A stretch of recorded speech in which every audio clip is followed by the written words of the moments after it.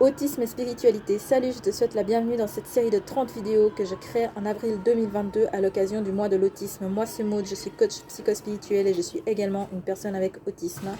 Donc pourquoi est-ce que je parle de ce sujet? En fait c'est parce que ça fait 28, je crois 29 vidéos maintenant que je me présente en tant que coach psychospirituel et peut-être je me suis dit qu'une fois à l'occasion ça pouvait être intéressant de parler quand même d'un petit peu tout ça parce que même si je me présente comme coach psychospirituel. Donc déjà, pourquoi est-ce que j'ai pris cette étiquette? C'est tout simplement parce que je suis actuellement en formation pour être thérapeute psychospirituel. Donc je ne peux pas encore exercer sous ce titre-là parce que déjà, j'ai pas fini. Ensuite, je suis que environ un tiers de la formation. Je devrais terminer, je pense, aux alentours de mars-avril 2023. Par contre, je suis en fin de formation de coaching, donc je pense que je devrais être certifiée dans un mois ou deux, le temps que je ponde le document qui va me permettre d'être certifiée et que le prof lise et valide le document, en fait. Mais sinon, j'ai déjà commencé à proposer mes services professionnellement, étant donné que de toute façon, pour être certifiée, c'est nécessaire d'avoir déjà commencé. Donc, étant donné que je vais être thérapeute psychospirituel, quand j'ai commencé à proposer mes services comme coach, je me suis dit que j'allais déjà prendre l'étiquette psychospirituelle, comme ça, les gens seront habitués. Donc maintenant, qu'est-ce que j'entends par spiritualité? Juste pour le définir un peu pour les gens qui ne me connaissent pas de ces milieux-là, je sais que parmi les gens qui me regardent, il y en a qui me connaissent des sphères spirituelles et d'autres qui me connaissent d'ailleurs. Donc pour moi, la spiritualité, c'est le fait de la conscience d'être connecté à quelque chose de plus grand que soi et d'être dans un certain alignement en fait entre son soi supérieur, donc ce que certains appelleraient les idées ou l'inspiration, et le fait d'être parfaitement en alignement avec ce qu'on projette dans la vie incarnée, c'est-à-dire qu'est-ce qu'on fait comme métier par exemple, est-ce qu'au quotidien on agit en accord avec ses valeurs, est-ce qu'on a en fait cette conscience permanente de soi et du flux de la vie en fait.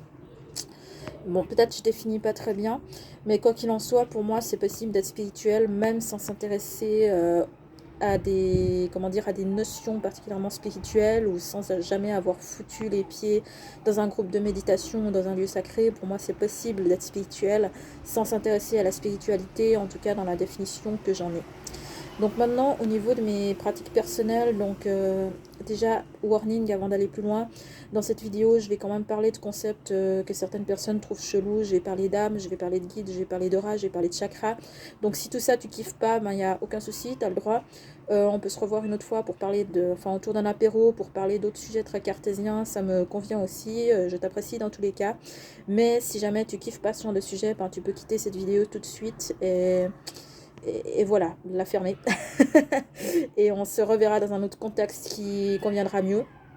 Mais pour ma part, j'ai pas du tout envie d'avoir à débattre de quoi que ce soit dans cette vidéo, ni dans la vie réelle, ni dans un quelconque autre contexte déjà. Donc, pour en venir à mes pratiques sur le plan de la spiritualité, donc pour ma part, je m'intéresse à une forme de spiritualité libre. Donc spiritualité libre, ça veut dire que je respecte les croyances de tout le monde, y compris la croyance dans le fait qu'il n'y a rien, mais qui pour moi je considère l'athéisme comme une croyance en fait, même si souvent les gens qui sont athées sont dans le déni par rapport au fait qu'ils sont des croyants. Mais pour ma part, je considère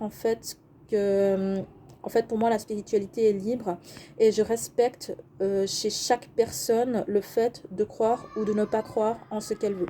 Parmi les contacts que j'ai dans les milieux spirituels, il y a des gens qui croient aux vies antérieures, il y a des gens qui ne croient pas aux vies antérieures, il y a des gens qui croient en Jésus, en Dieu, en tout ça, et il y a des gens qui n'y croient pas, il y a des gens qui croient aux anges, il y a des gens qui ne croient pas aux anges, il y a des gens qui croient aux animaux totems, il y a des gens qui ne croient pas aux animaux totems, il y a des gens qui croient à 2 ou 3 de ces trucs et puis pas au reste, et les autres gens c'est le reste, et pour moi il y a nos soucis.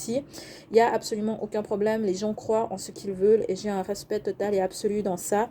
Et je considère en fait comme étant très irrespectueux de vouloir imposer à autrui ses propres croyances et sa propre réalité. Donc pour moi, je considère qu'il y a la réalité en fait pour moi. Il y a mon chat qui a envie de monter sur mes genoux. Donc la réalité pour moi, c'est de toute façon, ça passe au travers du prisme de nos propres perceptions et de nos sens et de nos valeurs et de nos convictions. Donc en fait, au fond, peut-être que la réalité n'existe pas. Donc voilà, après si vous avez envie de rentrer plus dans les détails, vous pouvez aller lire ma biographie sur mon site ou alors me contacter par mail pour qu'on en discute. Mais dans tous les cas, je tenais à préciser que ce que j'entends par spiritualité, c'est aucune des religions qui a été dogmatisée par l'homme et je crois à aucun livre sacré écrit en tout cas. Et je suis vraiment pour cette liberté en fait de croyance et de pratique dans le respect le plus total. Et du moment évidemment qu'on soit dans la bienveillance et le respect également des limites d'autrui. Donc maintenant concernant l'accompagnement que je propose, que ce soit en coaching ou que ce soit plus tard en thérapie, sachez que vous n'avez pas besoin d'être croyant pour venir en accompagnement avec moi, vous n'avez pas besoin de croire en des trucs bizarres et tout. D'ailleurs, ce que mon expérience dans l'accompagnement, donc j'ai pas commencé il y a longtemps, mais j'ai quand même déjà fait quelques dizaines de séances. En fait, ma méthode d'accompagnement, elle est extrêmement cartésienne, elle est extrêmement pratico-pratique, c'est-à-dire que je demande, moi je travaille beaucoup en fait avec des gens qui manquent d'ancrage dans la réalité pour justement les ancrer plus dans la réalité. Donc autant dire que je suis en fait très terre à terre et que moi je suis ouverte à discuter de concepts comme, je sais pas, l'astrologie, le tarot, les guides, la méditation, l'énergétique, tout ça. Je suis ouverte à en discuter, je suis également ouverte à donner mon point de vue. Mais dans tous les cas, je travaille avec ce que les gens amènent avec eux. Je n'impose en aucun cas mes croyances, mais j'accueille en fait les croyances de la personne et je vais en tenir compte dans le cas de mon travail avec cette personne. Donc c'est ce qui fait que mon accompagnement en fait est holistique et qui se fait vraiment dans le respect des croyances de l'autre. Maintenant, si j'ai un jour un client ou une cliente qui vient et qui ne me parle jamais de spiritualité ni de rien de tout ça, alors on peut tout à fait travailler sans jamais en parler. Après, si à un moment donné, on fait un travail thérapeutique en hypnose et que j'ai un travail de libération de mémoire à faire, par exemple, c'est possible qu'à un moment donné, je pose la question à la personne de lui demander en quoi elle croit. Et si jamais elle n'a pas de croyance particulière, à ce moment-là, je vais la reconnecter à elle-même, à son soi supérieur, ou en tout cas à son enfant intérieur, à son esprit, à son vrai soi, ou ou elle-même en fait qui connaît toutes les réponses. Enfin bref, je vais trouver quelque chose qui va parler à la personne, mais dans tous les cas, quelles que soient vos croyances, c'est possible de venir en accompagnement avec moi. Donc voilà, désolée, je ne voulais pas faire de pub, mais c'était juste pour que ce soit très clair. Et maintenant que j'ai posé ces bases, je suis désolée, ça fait déjà 7 minutes que je parle, je vais pouvoir commencer à parler de ce que j'ai compris de l'autisme en lien avec la spiritualité. Donc je suis désolée, ça tremble un peu parce que j'ai pas de trépied et que je commence à avoir mal à la main. Donc je tiens à préciser déjà qu'il existe sur YouTube, donc j'ai fait une recherche pour juste vérifier si ça existait déjà, autisme et spiritualité, oui ça existe. Je n'ai pas regardé les vidéos concernées et d'ailleurs je n'ai fait aucune recherche, que ce soit sous forme de site web, de livres ou d'autres choses sur l'autisme et la spiritualité. J'avoue que les quelques vidéos que j'ai trouvées qui parlaient du lien entre l'autisme et la spiritualité, elles m'ont pas trop parlé, du coup je pense que je vais pas les regarder. Et tout ce que je vais dire en fait dans la suite de cette vidéo, ça va uniquement être mes observations personnelles en fait par rapport à ce que je connais de l'autisme, à ce que je connais de la spiritualité et aussi à ce que j'ai pu discuter avec d'autres personnes qui sont autistes et qui sont spirituelles, ou dans certains cas qui sont au potentiel et qui sont spirituelles, en tout cas qui sont atypiques et spirituelles. Qu'est-ce que c'est nos points de vue à ce sujet? Donc j'ai parlé un peu en vrac parce que je vous avoue que j'ai pas du tout structuré cette vidéo. Donc déjà pour commencer au niveau des énergies yin et yang, de ce que j'ai pu constater, les autistes sont souvent dans un excès d'énergie yin. Donc pour les gens à qui ça parle pas, l'énergie yin c'est une énergie qui est dite féminine, même si moi j'aime pas du tout cette appellation parce que c'est souvent très mal compris en Occident. L'énergie yin en fait c'est une énergie qui est une énergie de réception, c'est aussi une énergie de passivité, c'est une énergie de repos, c'est une énergie d'accueil. C'est aussi une énergie de souplesse, de fluidité, de douceur. C'est aussi plutôt le noir, donc le yin et le yang. Vous connaissez peut-être le symbole du Tao avec deux petites gouttes noires et blanches. Donc le yin, c'est en fait la partie noire et le yin correspond également à l'obscurité, à la nuit, et à ce genre de choses en fait. Si vous voulez, le yin et le yang, c'est vraiment deux énergies qui sont opposées et complémentaires et qui peuvent qualifier un peu l'entièreté du monde. Ce qu'il faut savoir aussi, c'est que c'est des énergies qui sont relatives, un peu comme des adjectifs, comme par exemple grand ou petit. En fait, c'est relatif, qu'est-ce qui est grand, qu'est-ce qui est petit. Le yin et le yang, en réalité, sont également des énergies, en fait, des notions qui sont relatives, hein. Donc, par rapport au caractère des personnes qui peuvent être soit équilibrées, ou alors dans certains cas elles peuvent être polarisées avec un excès de yin ou avec un excès de yang, et souvent les autistes c'est plutôt des gens qui ont un excès de yin, voire même qui ont un très fort excès de yin. Et qu'est-ce que ça a comme conséquence? Ça a le fait de manquer d'incarnation, de manquer d'ancrage, d'avoir souvent une aura qui est en forme de poire, c'est-à-dire qui est très faible au niveau des racines et qui est trop évasée en fait au niveau du coronal et du troisième œil. Et du coup en fait souvent les personnes autistes en fait sont très mentales, elles sont beaucoup dans leur tête et elles sont pas toujours au niveau de la conscience de la réalité, elles sont pas toujours là. Et ça peut se traduire par exemple de la maladresse physique. Donc moi j'ai été longtemps quelqu'un d'hyper maladroit qui passait son temps à se faire des petits bleus et à renverser des objets. Ça se traduit aussi par parfois une certaine difficulté à se mettre en action. Bon, alors là, je parle de certains profils, mais évidemment, il y a aussi des profils autistes qui sont hyper ancrés. Mais ça, c'est un autre type que moi. Donc, en tout cas, là, je parle surtout des personnes, enfin de moi et des personnes que je connais. Et du coup, les personnes avec qui je m'entends bien sont souvent des personnes qui me ressemblent. Donc, souvent, les autistes, en fait, sont très maladroits, beaucoup dans leur tête. Et dans certains cas, mais pas toujours, il peut y avoir une certaine difficulté à se mettre en action, plus particulièrement en fait sur les domaines rébarbatifs ou sur les domaines qui ne nous intéressent pas.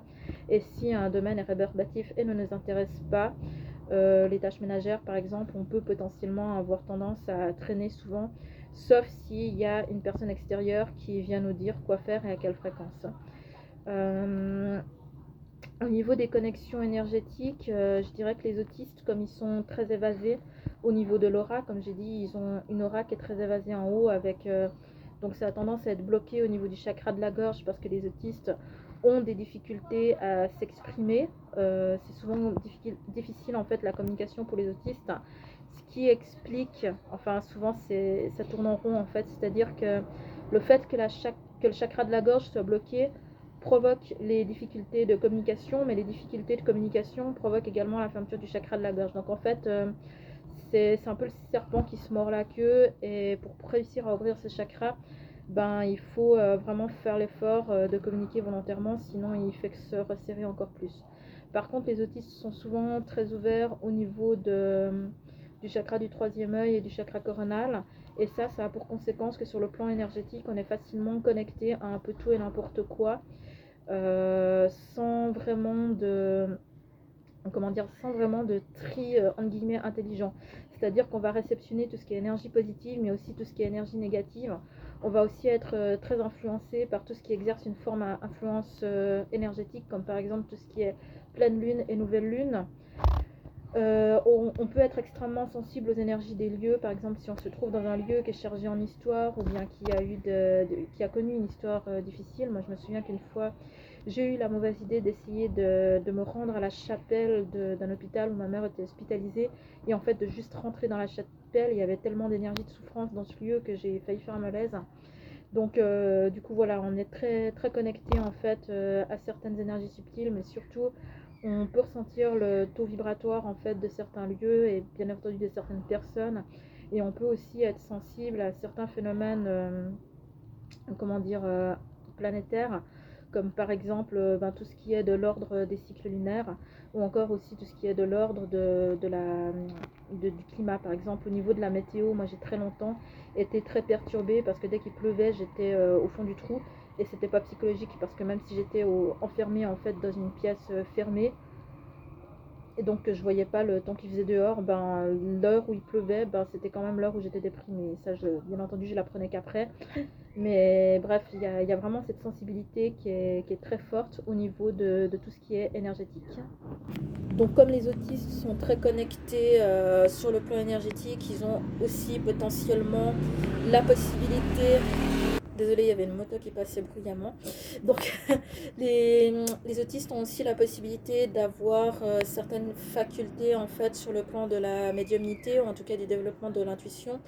Donc je connais plusieurs autistes qui travaillent dans les milieux de la médiumnité, ou alors il y a aussi des autistes qui ont des facultés mais qui bloquent complètement par rapport à ça d'une manière ou d'une autre. Dans tous les cas, les autistes ont souvent une intuition qui est extrêmement développée, et souvent c'est d'autant plus perturbant en fait que les informations en fait on les a. En tout cas, c'est comme ça que ça se manifeste chez moi. C'est que moi, sur le plan des connexions énergétiques, je suis très connectée aux gens et les informations, je les ai. Par contre, sur le plan intellectuel, je ne suis pas toujours capable de justifier pourquoi je le sais, d'où ça vient, etc. Tous ces trucs, je ne sais pas forcément. Donc, chez moi, il y a vraiment cette dissociation entre toutes les informations que j'arrive à obtenir sur le plan de l'intuition et sur le plan énergétique, et le fait que parallèlement, en fait, sur le plan intellectuel, notamment parce que j'arrive pas du tout à observer le langage non verbal, je suis pas du tout capable en fait de justifier en fait d'où viennent mes ressentis ou d'où viennent mes impressions. Et pour autant, toutes les dernières années de travail que j'ai faites depuis que j'ai commencé à m'intéresser aux énergies subtiles et à la spiritualité m'ont prouvé que j'étais capable d'avoir des ressentis extrêmement efficaces à partir du moment où j'accepte de faire confiance en fait à ce que je ressens, sans forcément toujours chercher l'explication sur le plan intellectuel, parce que souvent le temps que j'arrive à trouver l'explication intellectuelle, ben, c'est trop tard, et puis la catastrophe que je pressentais elle a déjà eu lieu. Alors que si je me fais confiance et que j'y vais en suivant mon intuition, en fait, je suis vraiment capable d'avoir des interactions de ouf avec des gens, en fait, voilà. Donc voilà, ça c'est pour tout ce qui touche au chakra, à l'énergétique. Maintenant, pour ce qui est de l'incarnation, alors je dois avouer que j'ai pas parlé d'âme avec beaucoup de gens, et surtout pas avec beaucoup d'autistes. Entre parenthèses, il y a une personne qui est dans les milieux de la spiritualité, qui est autiste et qui a une chaîne YouTube qui s'appelle Minérazur. Donc si ça vous intéresse, voilà, vous pouvez aller regarder sa chaîne et aussi regarder les vidéos qu'elle a fait sur l'autisme, parce que je les ai trouvées assez intéressantes. Donc au niveau de l'incarnation, j'ai consulté différentes personnes qui m'ont toutes dit, en tout cas à l'époque, avant que je fasse ce travail sur moi, que mon âme, elle n'était pas exactement incarnée dans mon corps, que généralement j'étais un peu juste au-dessus. Et plus tard, même après que j'ai fait un énorme travail énergétique en fait d'ancrage et de mise, en fait, comment dire, de rattachement en fait, j'ai eu besoin d'aller plus dans la matière en fait au niveau de ma vie. Et après, tout ça, ça a fait redescendre un peu mon âme, un peu plus au niveau dans mon corps, en fait. Et ça m'a permis de me connecter plus sur le plan des racines, et pas seulement au niveau du coronal. Hein. Donc même une fois que j'ai réussi à m'équilibrer aussi au niveau des polarités yin et yang, et que j'ai été plus équilibrée au niveau des connexions aux énergies cosmiques et aux énergies telluriques, même après ça, j'ai continué à avoir des discussions avec des gens qui m'ont dit, ben, souvent les autistes, leur âme, elle est au-dessus de leur corps, en fait. Donc du coup, ça c'est vraiment un discours qui revient assez régulièrement. J'avoue que quand j'ai ce genre de discussion avec des gens, je leur demande pas d'où ils savent ça et comment ils le savent. Donc du coup, la seule chose que je peux vous dire, c'est qu'il y a plusieurs personnes différentes qui m'ont tenu le même discours au sujet des personnes autistes, qui est qu'apparemment, ça semble assez fréquent, parce que je ne veux pas faire de généralité, que chez les autistes, l'âme, elle ne soit pas complètement incarnée dans le corps. Hein. Donc moi-même récemment, dans ma formation comme thérapeute psychospirituelle, j'ai fait une hypnose régressive dans laquelle on m'a demandé de retourner à la source en fait du problème sur lequel je souhaitais travailler. Donc la plupart des gens, quand on fait ce type d'hypnose régressive avec eux, ils arrivent en fait sur des souvenirs d'enfance où ils étaient soit plus ou moins jeunes, ou alors adolescents, mais ça se rattache le plus souvent à des souvenirs d'enfance. Et moi je suis la seule personne en fait qui est remontée à un moment où je n'étais pas incarnée dans un corps physique en fait. Donc c'est super bizarre, mais c'est vraiment ça qui s'est passé. Donc sinon, il y avait quelqu'un il y a quelque temps qui me demandait si est-ce que j'avais rencontré un nombre plus grand d'autistes dans les milieux de la spiritualité. Je crois que pas forcément. Moi je connais beaucoup, enfin j'ai des connaissances autistes qui sont dans les milieux de la spiritualité. J'ai aussi des connaissances autistes qui sont complètement opposées à tout ce qui a trait à la spiritualité, qui y croient pas et qui, enfin blabla. Et puis je connais aussi des gens qui sont curieux, ouverts d'esprit, mais qui sont pas spécialement intéressés non plus. Donc je crois que le fait d'être autiste n'a pas de rapport avec le fait de s'intéresser ou non à la spiritualité. Ce que je sais moi, c'est qu'il y a une certaine catégorie d'autistes dont je fais partie, qui, en s'intéressant à la spiritualité et voire dans certains cas à l'ésotérisme, ont réussi à trouver des réponses auxquelles elles n'avaient pas accès autrement, et surtout à réussir à atteindre en fait un niveau de vie, un niveau de confort de vie qui n'était pas du tout atteignable par des autres moyens. Donc voilà, c'est ce que un peu je peux vous dire. Et sinon, je crois que j'ai un peu fait le tour par rapport à ce que je connais de l'autisme en rapport avec la spiritualité. J'ai pas de... Tous les autres sujets dont j'ai pas parlé, les vies antérieures par exemple, c'est juste que parce que je j'ai pas de données en fait à vous transmettre par rapport à l'autisme. Donc voilà, c'est pas forcément intéressant. Mais si jamais vous avez des... Enfin, toi, tu as des expériences à partager, n'hésite pas à m'en faire part. Et puis voilà, si tu as écouté cette vidéo jusqu'ici, je te remercie. Et je te remercie également pour ton ouverture d'esprit et pour ta tolérance. Et peace and love. Et je te dis à bientôt, enfin à demain en fait, dans la dernière vidéo. Ciao, ciao, à bientôt.